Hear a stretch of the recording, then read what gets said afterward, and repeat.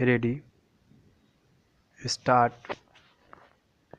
अध्यक्ष महोदय, आपने मुझे 10वीं पंचवर्षीय योजना पर बोलने का अवसर दिया, इसके लिए मैं आपका आभारी हूँ।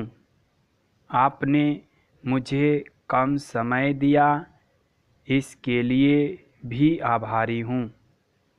अभी मेरे से पूर्व कुछ सदस्यों ने हम पर यह आरोप भी लगाया कि हम योजना में विश्वास नहीं रखते।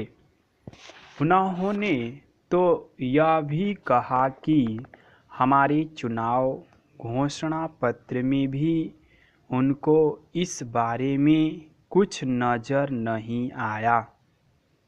मैं इस बारे में यह निवेदन करना चाहता हूँ कि उन्होंने कोई दूसरा घोषणा पत्र देखा, गलत घोषणा पत्र पढ़ा और उसी को हमारा घोषणा पत्र समझ बैठे। लेकिन मैं यह कहना चाहता हूँ कि हमारा घोषणा पत्र इस समय मेरे पास है।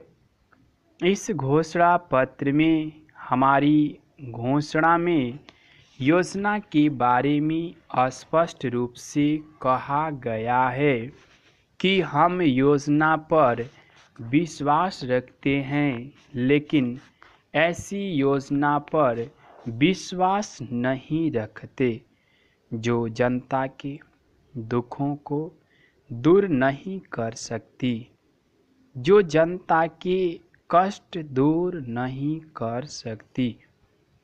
आज तक जितनी भी योजनाएं बनाई गई हैं, जिन्हें हम पहली पंचवर्षीय योजना, दूसरी पंचवर्षीय योजना और 10वीं पंचवर्षीय योजना आदि कहते हैं, और उन योजनाओं में हमने जो कुछ निर्धारित किया, उनसे हम जनता के दुखों को दूर नहीं कर सके और जनता के कष्ट दूर नहीं हुए।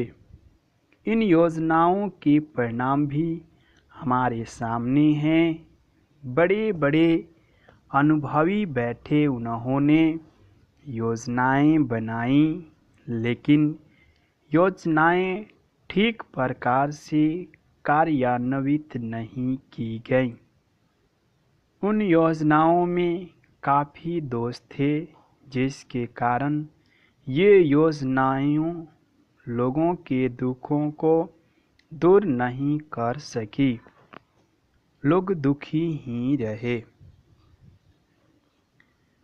मैं यहाँ पर कहना चाहता हूँ कि जो हमारी योजना थी, उसका परिणाम क्या निकला।